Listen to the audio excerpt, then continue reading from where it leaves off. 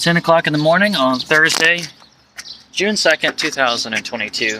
And I am okay, when I say 10 o'clock, I mean exactly 10 o'clock. And I am standing outside the courthouse, the beautiful old world style courthouse in the middle of Rockville, Indiana. About to go in and get my yearly TML, Transient Merchant's license, so I'll have that in preparation for the Covered Bridge Festival coming up in the middle of October. One of my favorite festivals of the year. Looks like the construction they had on this place last year is finally completed. Look at that. Last year, that's where you had to go in because they had so many COVID restrictions. I'm not seeing any mask mandate signs, and it looks like you can just go in through the front door. Oh, there we go. Awesome.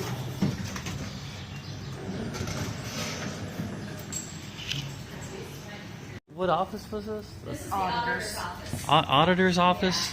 And they've got these manual records. That go back, let's see, there's some actual dates right here that go back to 1919. Before. Some of them go back to the 1800s. Some of them go back to the 1800s? Wow. Yeah. And have you transferred most of these records over to digital yet? Yeah. 1899. 1895. Wow. To the right. 1891. 1895. 1891. Man. Well, Rockville's been around for a long time. Yeah. Well, they're pink this year. That's cute. Just a breast cancer awareness kind of thing. Oh, it matches my shirt. Turkey Run. Appropriate, right? Since we're here in this old world brick road, town square of Rockville, let's go into some of these shops and do a little thrifting. Thrifting / antiquing. Over here is where I found the draw knife last year. I don't see any. There's driftwood now.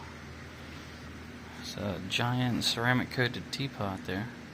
I wonder if it'd be possible to find film for this.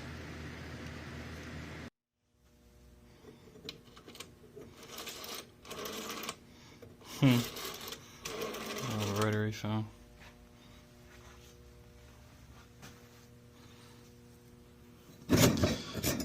I actually have one of these. I got it at a flea market. I wanted a way to drill holes if the power went out. So I just got one. This one's set at, what, 16? And 32 for the one that actually still has the handle. And look at that. It still works. That one actually has a pretty good feel to it. Look at the teeth on that thing. I don't think they sell hand saws with teeth like that anymore. One of those big two-person saws. This one's going for $55. Look at that. Oh, it's a little rotten here on the end. This one, though, that one's completely intact. Seems like you're just asking for back trouble using this thing for a long period of time. On a bush axe. Look at that. That's going for $65. You could clean that right up.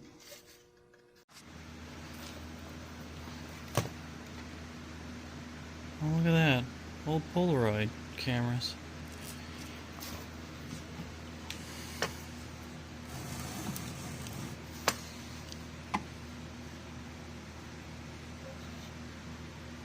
It's a reel-to-reel tape player. Wow.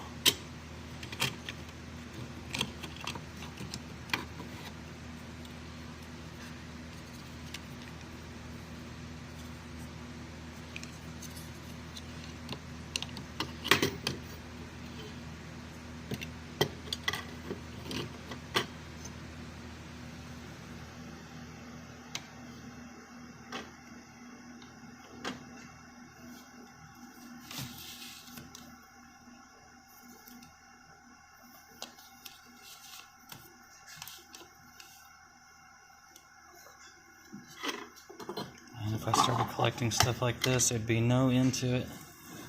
No end to it at all. It is such a perfect, beautiful day out here. I'm sitting in my truck right now, in the shade of the building, but I'm not even needing to turn on my air conditioner. That's how pretty it is out here. So what did I end up getting from that first place? Well, first off, I got a meat tenderizer, a small one, with 2 different types of meat tenderizing. Something that my kitchen was missing, and this was only $4. And then for $20, I got this nice long axe, and this is one that the wood actually felt like it was nice and light, and the head, for my size, my strength, is a nice weight that I could do both cutting trees and also splitting wood for a fair amount of time without getting worn out. I'm sure I would probably get blisters. I'm not a farmhand, not built for this kind of thing. And if I did want to do a whole lot of real efficient wood splitting, I would need one of those nice wedge heads.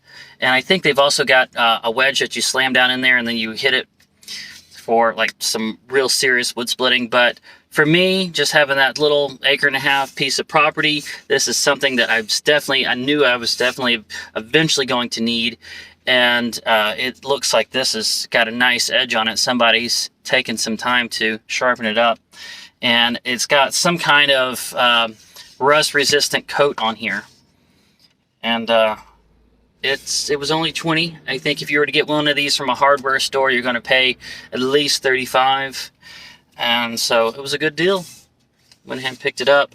And the last thing I got was the second book of the Umbrella Academy, and used for only $8. It's got a little bit of warping to it, but it looks like it's in fairly good condition. And if you didn't know, the writer for this is Gerard Way, the lead singer from My Chemical Romance. And I started on the first book, haven't finished it yet, but now I have the second one. I think this actually concludes the story. I think Gerard's publishers were telling him to slow down because he got the story moving so fast. But he just had it in him and wanted to get it out there.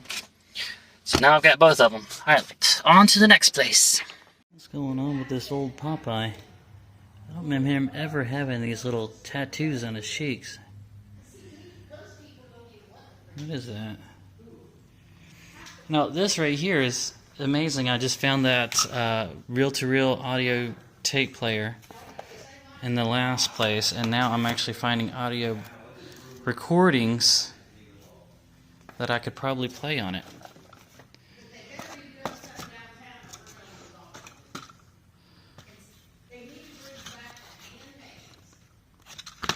Wow. Is that Mr. Magoo? Yep.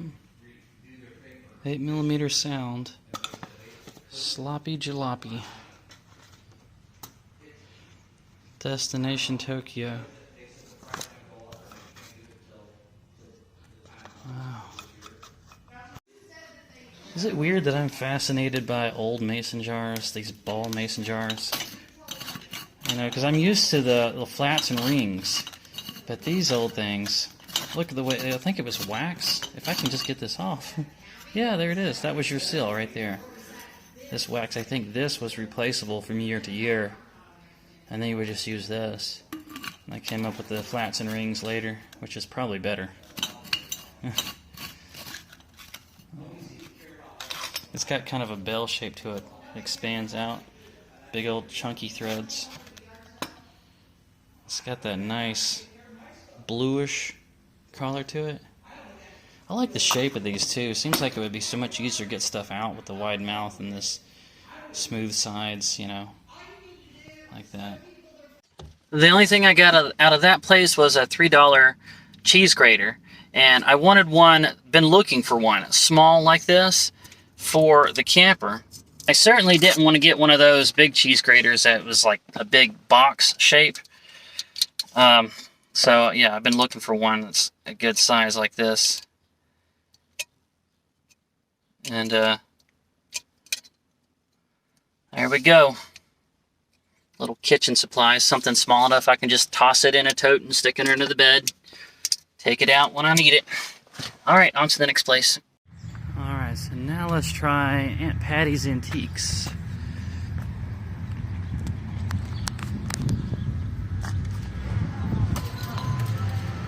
Oh. Well, looks like it goes on back and then goes on back. Oh, this is where I saw the jarts last year. Like, yeah, they're still here. Jarts. Illegal to sell online. How much are they wanting for it? Look at that again. $250. I can't believe it's been sitting there for a year. If I was an vintage 80s toy collector, boy, that would be like, found it. I ate tons of spaghetti where the noodles were drained in a colander, just like this. Just like it. Same color, size, everything. Tell me in the comments, guys, do y'all have nostalgic memories of these old Tupperware utensils and containers? What kind of memories does that bring back for you guys?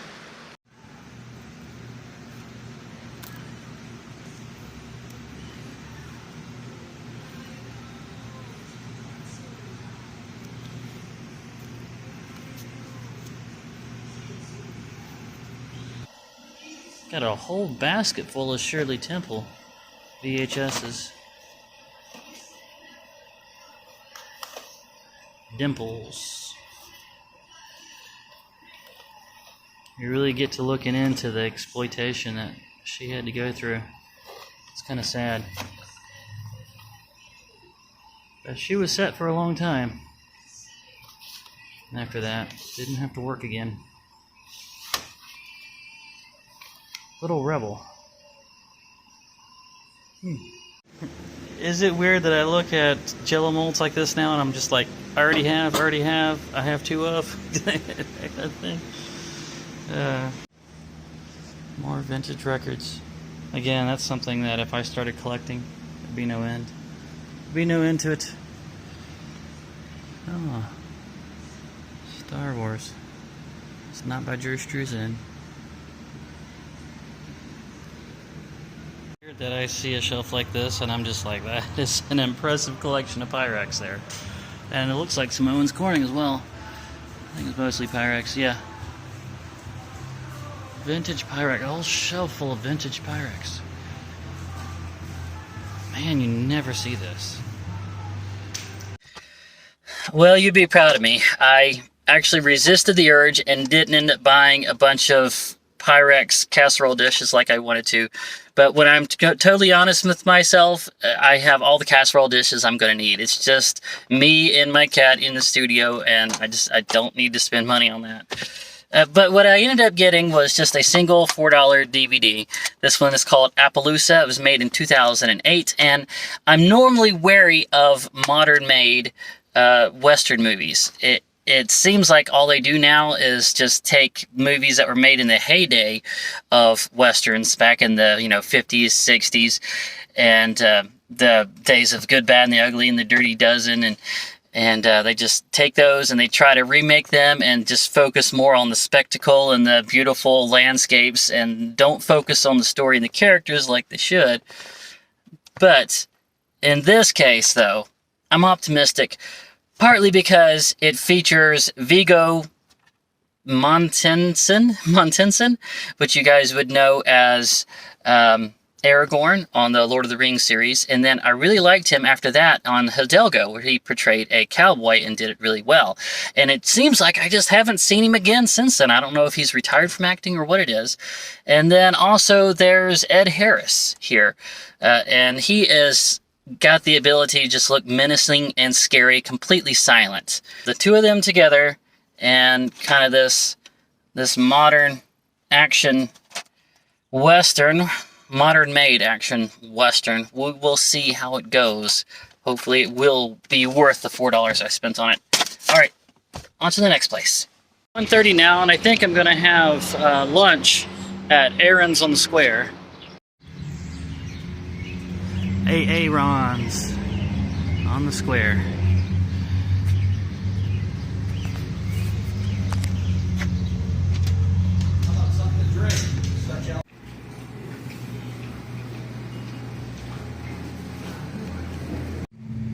Here's the bathroom. There's the water heater right there in the corner. It's poorly lit, but it does appear to be clean, and the toilet paper is stocked.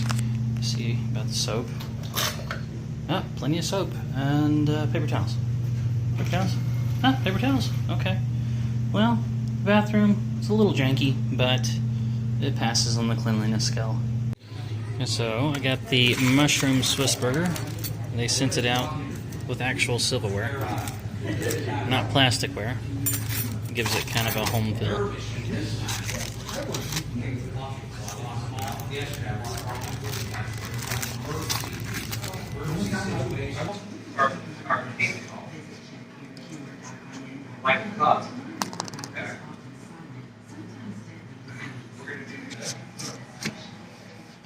Well, the patty's kind of thin, really.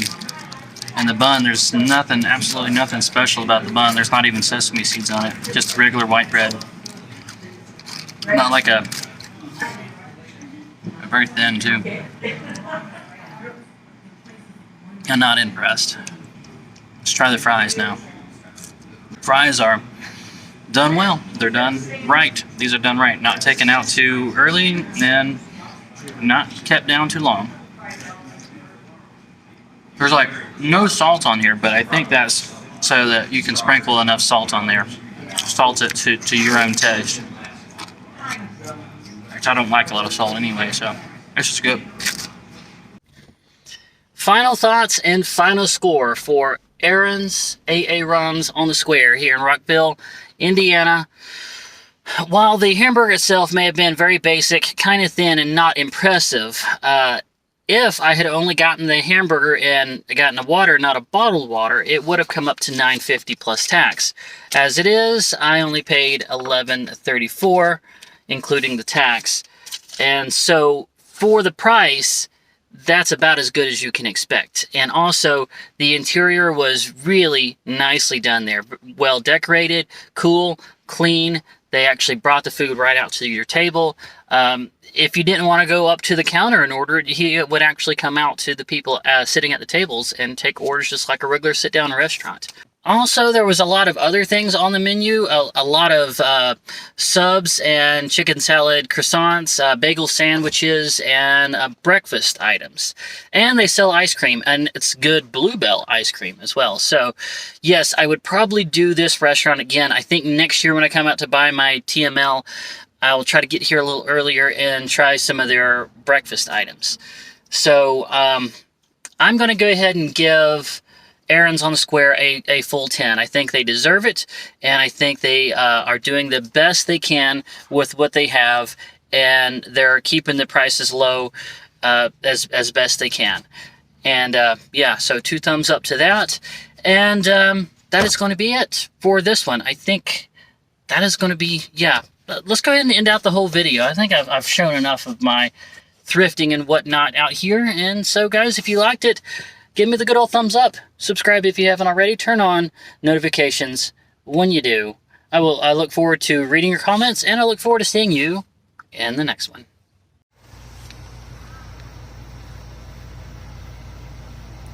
What'd you catch, Dashel? That is one big bug, whatever it is. Did you pull that in here? Did you bring it in? Found yourself a little something to torture to death? Just kill it. Let it die.